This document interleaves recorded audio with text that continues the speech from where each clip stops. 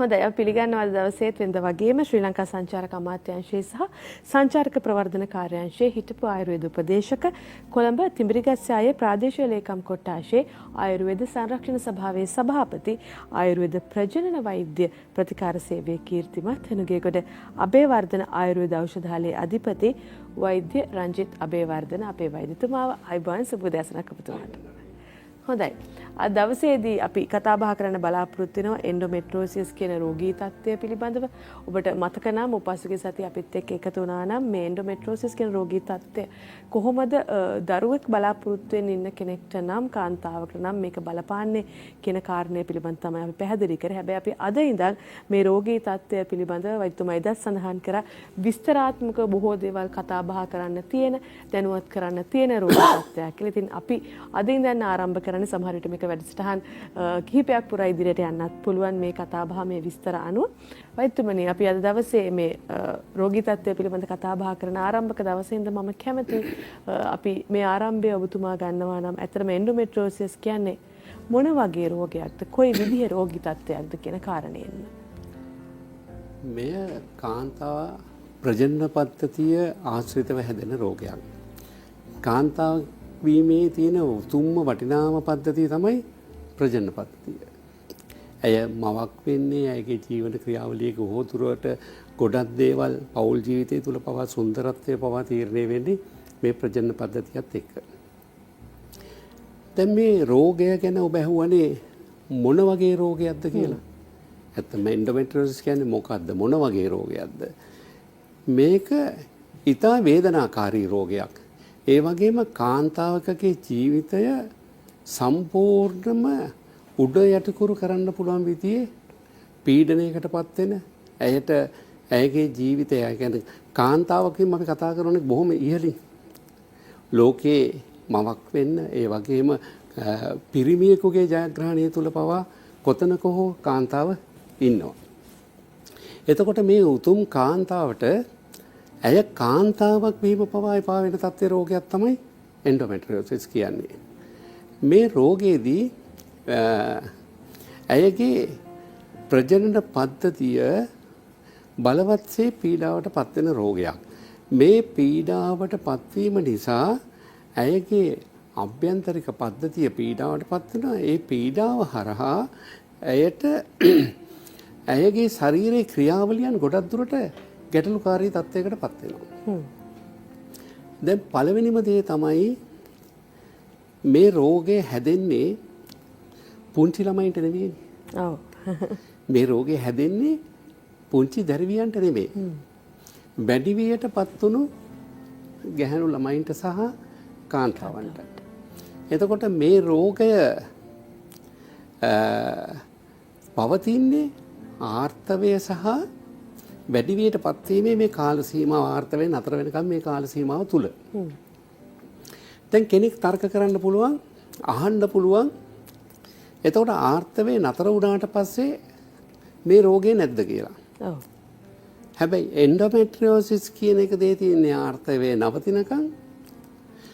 ආර්ථ වේ නැවතුණාට පස්සේ මේ රෝගයට නිසි වෛද්‍ය ප්‍රතිකාරයක් නොකළොත් ඇතිවෙනා වූ ගැටලු ගොඩක් තියෙනවා. කියන්නේ එතනින් ඉවරයි කියලා හිතන්න බෑ. හිතන්න බෑ. ඔව්. මොකද ආර්ථවේ නැවතුණාට පස්සේ මොකද මේ රෝගයේ මූලිකවම දේ තමයි ආර්ථවයත් එක්ක ඇතිවෙන වේදනාව. එතකොට කෙනෙකුට හිතෙන්න පුළුවන් ආර්ථවය නැවතුණාට පස්සේ හරි දැන් මට මේ රෝගේ නෑ. මේක ඉවරයි. මෙතනින් මම නිදහස්.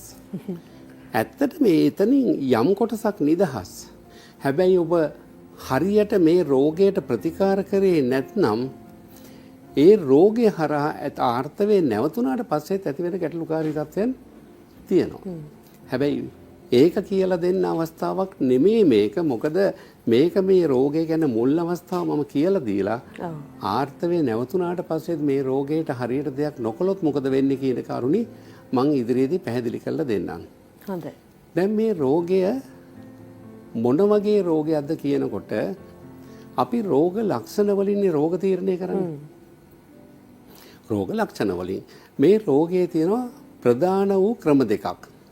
එකක් අභ්‍යන්තරික ඇතිවන තත්ත්වය සහ බාහිර ඇතිවන තත්ත්වය. බාහිර සහ අභ්‍යන්තර. එතකොට අභ්‍යන්තරය ඔබට ඔබේ ඇඟ ඇතුළ පේනවද? නෑනේ. නෑ. එතකොට මට මගේ ශරීරය ඇතුළ පේනවද? නෑ. හැබැයි මේ රෝගේ හැදෙන්නේ කාන්තාවන්ට පමණයි. දැන් නැත්තම් හිතයි මම මගේ ඇඟ ඇතුළ පේනවද කිව්වම මේක පුරුෂ පාර්ශ්වයටත් එන්ඩෝමෙට්‍රියෝසිස් හැදෙනවද කියන මේක කාන්තාවන්ට හැදෙන බරපතල රෝගයක්. මොකද ප්‍රජනන පද්ධතිය ආශ්‍රිත රෝගයක් කියලා අපි කියවන්නේ නේද? ඔව් ඔව්. ඒ කියන්නේ ප්‍රජනන ක්‍රියාවලියේ එක්තරා කොටසක් විතරයි ස්වාම පුරුෂයෙක් අතින් සිද්ධ වෙන්නේ. ලොකුම වැඩ කොටස තියෙන්නේ කාන්තාව අතේ.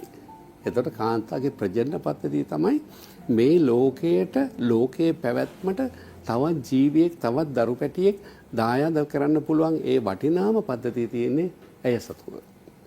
එතකොට මේ වටිනාම පද්ධතියට සිද්ධ වෙන හානිය තමයි අපි මේ කතා කරන්නේ. දැන් මේ මොහොතේ අපිත් එක්ක සම්බන්ධ වෙලා මේ අවස්ථාව මේක නරඹන ප්‍රේක්ෂිකාවන් උනත් සමහර අය මේ රෝගයෙන් පීඩා විඳිනවා ඇති. සමහරට ඇය දන්නේ නැහැ ඇයට මේ රෝගය කියලා. එවැනි අය අපිට මුණ ගැහෙනවා. මම ඒකයි ඒ දේ කිව්වේ. මොකද ඇය වේදනාවෙන් පීඩා විඳිනවා. මොකද ආර්තව වේදනාව කියන එක ගොඩක් අය හිතන් ඉන්නේ මේ ආර්ත වේදනාව වල වේදනාව හිතන ඔක සාමාන්‍ය දෙයක් කියලා. ආර්ත වේදනාව වලට වේදනාව හැදෙන බව ඇත්ත. හැබැයි එන්ඩෝමෙට්‍රියෝසිස් රෝගයෙන් පීඩා විඳින රෝගියාට ඒ කාන්තාවට විශාල පීඩාවන් සංඛ්‍යාවක් තියෙනවා. හැබැයි ඒ කියන හැම පීඩාවම එකම කාන්තාවට එන්නේ නැහැ. ඒ කියන්නේ මේ ලක්ෂණ ඔක්කොම එක්කෙනෙක්ට එන්නේ නැහැ. ඔව්. දැන් අපිට රූප සටහනක් දෙන්න පුළුවන් නම් රෝග ලක්ෂණ පිළිබඳව එතන ඒ රූප සටහනේ තියෙනවා එන්ඩෝමෙට්‍රියෝසිස් රෝගයෙන් පීඩා විඳින රෝගියෙකුට සිද්ධ වෙන වේදනාවල් රෝග ලක්ෂණ 20ක්.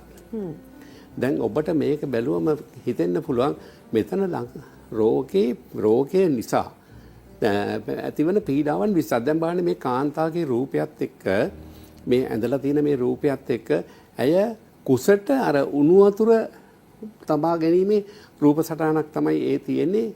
ඒ වේදනාව නිසා ඒ කරන ක්‍රියාවලියක් ගොඩක් වේදනාවට පත් වෙච්ච කාන්තාවන් ඔය දේ කරනවා. දැන් බලන්න මේක උඩ සිට යටට ගත්තාම කොච්චර රෝග ලක්ෂණ ටිකක් තියෙනවද? සමස්ත ශරීරයේම ඔළුව කැක්කුමක් වෙන්න පුළුවන්, වමනයක් වෙන්න පුළුවන්, ඇඟේ ටෙම්පරේචර් එක උණ වගේ ගතියක් වෙන්න පුළුවන්, අත්පා වේදනාවල් විශේෂයෙන් උදර වේදනාව තමයි ප්‍රධාන වශයෙන් ඇති වෙන්නේ. ඒ වගේම රුධිරයේ පිටවීමේදී ලේ කැටි පිටවීම, අධිකව රුධිරයේ පහවීම, ගොඩක් මේ වරින් වර රුධිරයේ පිටවීම, සංසර්ගයකින් අනතුරුව පිටවීම, ඒ වගේම සංසර්ගයේ වේදනාකාරී වීම, සංසර්ගයේ වේදනාකාරී වුණම සංසර්ගයේ එපා වීම, මේක ඇතුලේ තියෙන මේ කරුණු 20 දිහා ඔබ හොඳින් විමසා බැලුවොත් තේරෙවි ඇයගේ රිදෙන්නේ නැත්තේ කොතනද? දැන් ඔය සටහන දිහා බැලුවම මේ සාකච්ඡාව මේ රෝගය ගැන ඊටාම වැදගත් නැත දැනුවත් වෙන එක. මේ රෝගය මේ වෙනකොට සමාජයේ බහුලව පවතින රෝගයක් කරුණි. මේ රෝගය පීඩා විඳින කාන්තාවන් බොහෝ දුරට මේකේ තියෙන ගැඹුර දන්නේ නැහැ. මේක හරි ගැඹුරු රෝගයක්. මේක ගැන හොඳින් දැනුවත් විය යුතුම රෝගයක්. මම හරිම කැමති දෙයක් කියන්න කවදා හෝ දවසක හරියට කාන්තාවකගේ ප්‍රජනන ක්‍රියාවලිය පිළිබඳව පාසල් අධ්‍යාපන මට්ටමේ සිට මේ ස්ත්‍රී පුරුෂ ප්‍රජනන පද්ධතිය පිළිබඳව පාසල් අධ්‍යාපන මට්ටමේ ඉඳන්ම වෛද්‍ය විද්‍යාව උගන්වන්න ඕනේ නැහැ. මොකද වෛද්‍ය විද්‍යාව ඉගෙන ගන්න ඕනේ එතනින් පස්සේනේ. නමුත් පාසල් මට්ටමේදී මෙවැනි රෝග ගැන මෙවැනි ගැටලුකාරී තත්ත්වයන් කාන්තාවන් විඳින පීඩාවන් පුරුෂ පාර්ශ්වයේ ගැටලු පවා මේවා දැනුවත් වීමක් නිසි ආකාරයෙන් ලබා දුන්නා නම් අධ්‍යාපන මට්ටමින් ඇත්ත වශයෙන් දැන් මම පෙන්වුවේ දැන් මෙතනදී මේ අන්තර්ජාලයේ තියෙන රෝග මේ රෝගය නිසා වෙන 20ක් සම්බන්ධ වන රෝග ලක්ෂණ. ඔව්. මේ 20ටත් එහා ගිය දේවල් තියෙනවා. එතකොට මේ මූලික 20ක් පමණයි මෙතන මේ සටහනේ තියෙන්නේ. දැන් මෙතනදී ඇය මේ පීඩණයට පත් වෙන්නේ කොහොමද? දැන් අපි අභ්‍යන්තර තත්ත්වය බලමු. ඒ කියන්නේ කාන්තාවගේ ප්‍රජනන පද්ධතියේ අභ්‍යන්තර රූප සටහනක්. එතකොට ඔබට තේරෙවි මේ අභ්‍යන්තරේ දැන් මේ ටික එළියට පේනවද? දැන් මේ කාන්තා ප්‍රජනන පද්ධතියේ රූප සටහනක්. මේ රූප සටහන තුළ ඔබට පේනවද තැන් තැන් වල රතු පාට පැල්ලම් වගේ කොටස් ටිකක් හරියට නිකන් කූඩැල්ලෝ ටිකක් ඉන්නවා වගේ නේද බැලුවම පේන්නේ. ඔව්. මේ තමයි මේ එන්ඩෝමෙට්‍රියෝසිස් රෝගයේ ඇතිවන අභ්‍යන්තරික තත්ත්වය. මේක ඇතුළත සහ බාහිරව. ඒ කියන්නේ කාන්තාවකගේ ගර්භාෂයේ ඇතුළතත් බාහිරවත් ගර්භාෂයේ පමණක් නෙවෙයි මේ අවයව ගොඩාක් වල මේ ප්‍රජනන පද්ධතියේ හැදෙනවා. ඇයගේ ගර්භාෂයේ තුල තියෙනවනේ සිවියක්. මේ සිවියට සමාන වූ කොටස් ටිකක් ගර්භාෂයෙන් පිටතත් හැදෙනවා. එතකොට මේ හැදුනම ඇයට ආර්තවය ඇඟට දැනෙනකොට ඒ උත්තේජනයේ දැනෙනකොට මේ සිවි කොටස් වලින් මේ පෙන්눔 කරන සිවි කොටස් වලින් රුධිර වහනයක් සිද්ධ වෙනවා. එතකොට ඒ කියන්නේ ඇතුළත උත්තේජනය වීම සහ පිටත උත්තේජනය වීම. මෙන්න මේක තමයි ඇයට මේ ප්‍රශ්න ගොඩකට මේ ඇතිවන දේ. මේක අපි සුළුවෙන් මේ පැල්ලම් ටිකක් වගේ මේ කූඩැල්ලෝ වගේ මේක දැක්කට මේක හරි බරපතල තත්ත්වයක්. මේ තියෙන සුළු සටහනක් විතරයි එන්ඩෝමෙට්‍රියෝසිස් වල මුල් අධීරයේ තත්ත්වයක්. දැන් මේ සටහනේදී තියෙන මේ රතු පාට කොටස් ටික රුධිරය වහනය කරනවා. සාමාන්‍ය ආර්තවය හැදුනම ගර්භාෂයේ සිවිය ඉවත් වෙලා යෝනිය හරහා රුධිරය පිටට වහනය වීමනි සිද්ධ වෙන්නේ. මේ රුධිරය පිටට වහනය වෙනවා වගේම ඔබ දන්නවද මේ ගර්භාෂයේ මේ පිටත තියෙන මේ සිවි කොටස් වලින් රුධිරය ඇතුළට වහනය වෙනවා. මෙන්න මේ ඇය අපහසුතාවයට පත් වෙන තැන. නමුත් ඇය දන්නේ නැහැ ඇයගේ ශරීරය ඇතුලේ මෙහෙම දෙයක් වෙනවා කියලා. ඔව්. ඇයට මේ පිටට දැනෙන රෝග ලක්ෂණ ටික ඇයට දැනෙනවා නම් ඇයට යම් වෙනසක් දැනෙනවා නම් බුද්ධිමත් කාන්තාවක් අරුණි මොකද්ද කරන්න ඕනේ? වෛද්‍යවරයෙක්ට කියලා පරීක්ෂා කරගත යුතුයි. පරීක්ෂා කරගන්න. ගොඩක් අය කරන්නේ මොකද්ද? ඔන්න කැක්කුමක් එනවා. මොනවා හරි ටැබ්ලට් එකක් බීලා යාළුවෙක් කියන එකක් හරි බීලා දැන් අපි හිතමු ඔෆිස් එකට හරි ගියාම කියනවා අම්මේ මට ඒ දවස් ටිකේ ඉන්න බෑ හරි අමාරුයි කිව්වම යාළුවා කියන අනේ මං ඒ දවස් වලට අහවල් එක බොනවා. හරි මේ පෙත්ත බොනවා. මේක බිව්වම මං මගේ වැඩ කරගන්න මේක. හරි වැඩේ වෙයි. වේදනාව අඩු වෙයි. නමුත් ශරීරය තුල සිද්ධ වෙන පෙරලි ටික අර අහිතකර පෙරලි ටික ඇතුළත සිද්ධ වෙනවා. ඔබට වේදනාවක් දැනෙන්නේ ප්‍රශ්නයක් තියෙන නිසායි. එතකොට අපි මේ උත්තරේ ගොඩක් අය හොයන්නේ කොහාටද? වේදනාවටද ප්‍රශ්නෙටද? වේදනාවට. වේදනාවට උත්තරය හොයන එක අරුණි එක පැත්තකින් සාධාරණයි. මොකද එදිනදා ජීවිතේ වැඩ කටයුතු කරගන්න බෑ වේදනාවට වේදනානාශකයක් බීලා හෝ මොකක් හරි පිළියමක් කළා එතනදී ඒකෙන් මිදෙනවා. ඒක සාධාරණයි.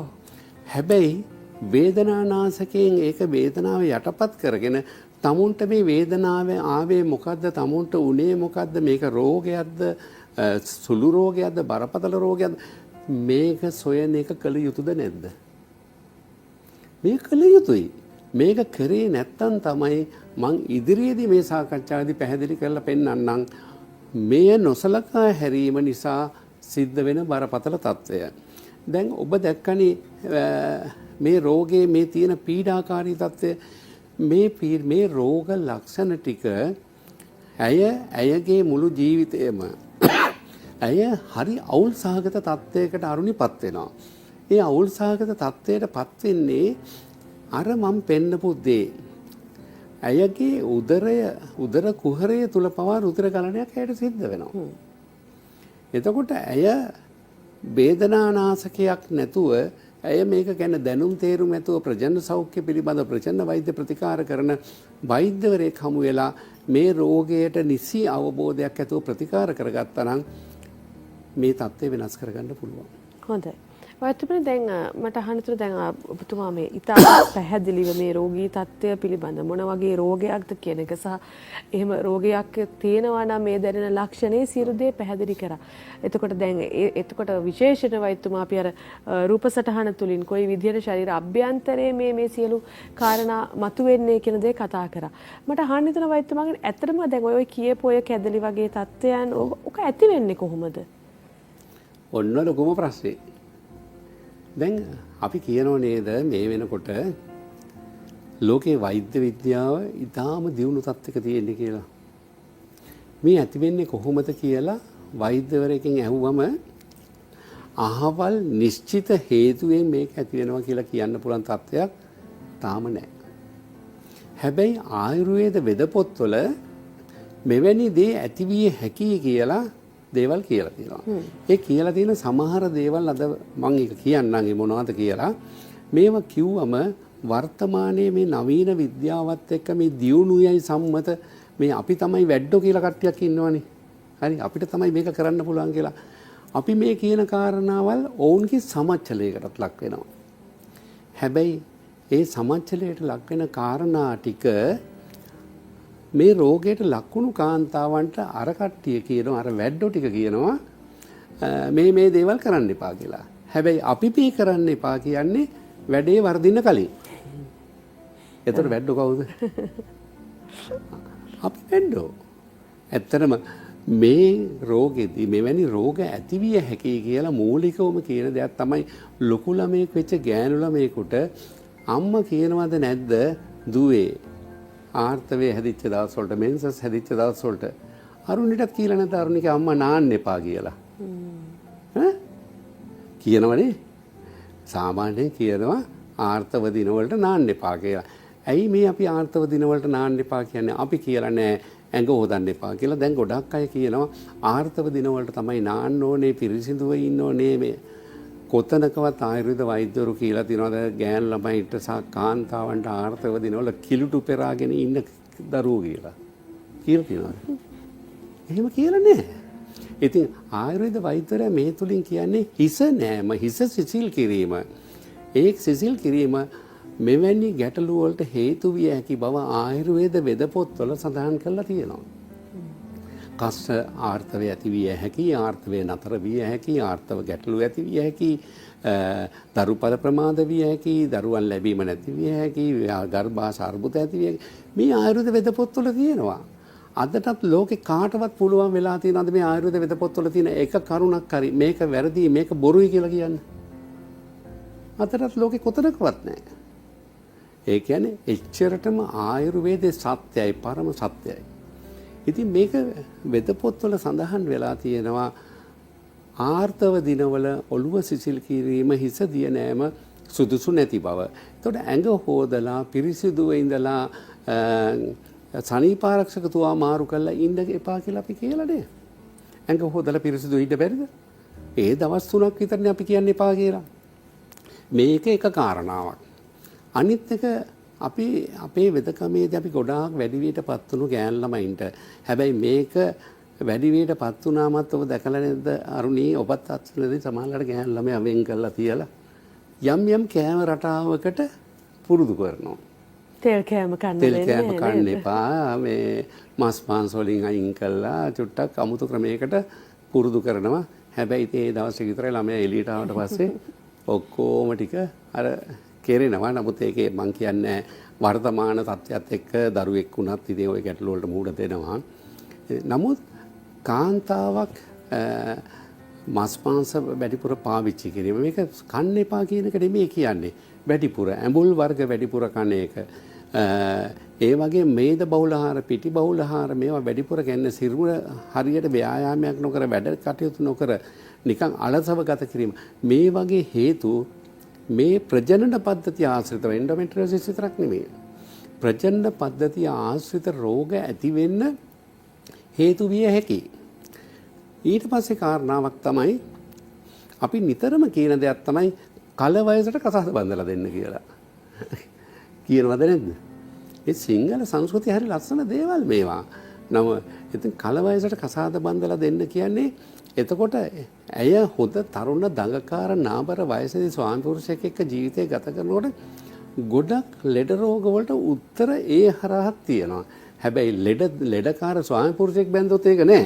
ඒ කියන්නේ ස්වාමි පුරුෂයොත් ඉන්නවනේ හොඳට හවසට සප්පායම් වෙලා එන කට්ටිය සහ විවිධාකාර රෝගාබාධ වලට ලක් කරලා මෙතන වෙලා තියෙන්නේ ඒ කල වයසට බඳින්න කියන්නේ ඇයගේ ලිංගික අවයව පරිහරණය සහ උත්තේජනය වීම සිද්ධ වෙනවා. ඇයගේ හෝමෝන ක්‍රියාවලිය වෙනස්කම් සිද්ධ වෙනවා. මෙතනදී වෙලා තියෙන ගැටලුව තමයි වෛද්‍ය විද්‍යාවන් එක වෛද්‍ය විද්‍යාවන් ඔවුන්ගේ මූලධර්ම අනුව මේවා පැහැදිලි කරලා තියෙන විදිහේ වෙනස්කම්. අපි කියන දේම බටහිර වෙදකමෙත් තව ක්‍රමයකට කියනවා. මේ වෙලා තියෙන මේ සිස්ටම් වල වෙනස්කම්. එතකොට මේ දේ හරියට අවබෝධ කරගත්තොත් කල වයසේදී විවාහ වුණාම දරුවන් ලැබුවම මේ தත්ත්ව වෙනස් වෙනවා. දැන් සමහර වෙලාවට මේ ආයුර්වේද වෛද්‍යර පැත්තකින් තියන්නකෝ. වෛද්‍යරු ගාවට ගියාම සමහරලාට මේ ආර්ථව වේදනාව වෙලා ගොඩක් අපහසුතාවන වලින් ගියාම සමහර ડોක්ටර්ස්ලා කියනවා ඔබ කසාද බදින්න. ඔබ විවාහ වුණා මේ ප්‍රශ්නේ හරියයි. ඉතින් මේ වගේ වචන ඇයි කියන්නේ? මේවා ආයුර්වේද වෙද පොතේ සඳහන් වෙලා දෙනවා. නිසි කලට විවාහ වෙන්න කියලා. එතකොට නිසි කලට විවාහ වීම පවා කාන්තාවන්ට මෙවැනි ප්‍රශ්න වලට පත් වීමේ තත්ත්වය වෙනස් වෙන්න හේතුවක් වෙනවා. ඉතින් ඒ නිසා තමුන්ට ගැළපෙන තමුන්ගේ වයසට තමුන්ට ගැළපෙන ඒ වගේම තමුන් සමග එකට ජීවත් වෙන. දැන් අපි හිතමු විවාහ වීම සුදුසු වගේම විවාහ වෙලා මෙවැනි රෝගවලදී දෙන්න දෙපැත්තට වෙලා ඉඳීම පවා මේ වගේ රෝගවලට හේතු වෙන්න පුළුවන්. ඒ නිසා මේකට කතා කරන්න අරුණි ගොඩාක් කරුණු තියෙනවා. මොකද දැන් අර ඔබ ඇහුවනේ මේක ඇති වෙන්න හේතුව මොකක්ද කියලා. මේ ඇති වෙන්න මං හේතු කීපයක් කිව්වේ. ඉතින් මේක වෙද පොත්වල සඳහන් වෙලා තියෙනවා මෙවැනි ආර්ථව ප්‍රමාද වීම, ආර්ථව ගැටලු, ආර්ථව වේදනාවල් දරුප්‍රභ මේ සෑම දෙයක්ම අපේ වෙද පොත්වල සඳහන් වෙලා තියෙනවා. මේ නිසා ඇතිවිය හැකි කියලා. හැබැයි එන්ඩෝමෙට්‍රියෝසිස් කියන වචනේ අපේ වෙද පොතේ නෑ. මොකද ඒක බටහිර වචනයක්. හැබැයි අපේ වෙද පොත්වල මේක ආර්ථව වේදනාව කෂ්ඨාර්ථවේ මේ එක වචන වලින් තියෙනවා. ඒ නිසා අද වෙනකොට බටහිර වෙදකමේ කියලා තියෙන ගොඩක් දේවල් බටහිර වෙදකමේ වර්තමානයේ සොයා ගන්න දේවල් මීට අවුරුදු 2000 ගානකට 3000 ගානකට එහා පැත්තේ අපේ වෙද පොත්වල ලියවිලා තියෙනවා. ඒවා අදටත් බොරු වෙලා නැහැ. ඒවා සත්‍යයි. හොඳයි අපිට වෛද්‍යතුමනි මම හිතන්නේ කතා බහ කාලයත් එක්ක අපිට නතර කරන්න සිද්ධ වෙනවා. හැබැයි මේ කතා බහම අපිට ඉදිරි සතියේදීත් දැන් වෛද්‍යතුමා වගේ අපි ඇතිවෙන හේතු පිළිබඳ එන්ඩෝමෙට්‍රියෝසිස් රෝගී තත්ත්වය ඇතිවෙන හේතු පිළිබඳ වෛද්‍යතුමා පැහැදිලි කරමින් හිටියේ. එතනින්ම අපිට ලබන සතියේ මම හිතන්නේ මේ කතාව ඉදිරියට ගෙනියන්න පුළුවන්. තවත් හේතු බොහොමයක් තියෙනවා සහ මේ රෝගී තත්ත්වය සම්බන්ධයෙන් අපිට දැනුවත් යුතු කාරණා බොහොමයක් තියෙනවා. අපි ඉදිරි සතියේ ඒ වෙනුවෙන් බලාපොරොත්තු තියාගමු. අපි දුරකථන අංක මතක් කරනවා ඔබට වෛද්‍යතුමාව සම්බන්ධ කරගන්න අවශ්‍ය නම් යම්කිසි ආයුර්වේද කාරණාවක් නැත්නම් උපදේශක් එහෙම නැත්නම් රෝගී තත්ත්වයක් වෙනුවෙන් ඔබට වෛද්‍යතුමා මුණ ගැහෙන අවශ්‍ය නම් ඒ පිළිබඳ විස්තර දැනගන්න පුළුවන් 0112 76 94 86 0112 76 94 86 වගේම ශනික ඇමතුම් අංකයටත් ඔබට පුළුවන් ඇමතුමක් ලබා දෙන්න 077 888 69 87 077 888 69 87 අබේවර්ධන ආයුර්වේද ඖෂධාලය නම්බර 22 දුම්රියපල පටුමග යුගයගොඩ කියන ස්ථානයේදී වෛද්‍යතුමා මුණ ගැහෙන්න ඔබට අවස්ථාව තියෙනවා. හොඳයි වෛද්‍යතුමනි එහෙනම් ස්තුතියි අද සහභාගීත්වය වෙනුවෙන් ලබන අඟහරුවාදාවේ අපි මුණ ගැහෙමු. ආයුබෝවන්. ආයුබෝවන්. හොඳයි අපි කෙටි විරාමයක් ලබාගෙන ඊළඟ විශේෂාංගයෙන් මුණ ගැහෙනවා.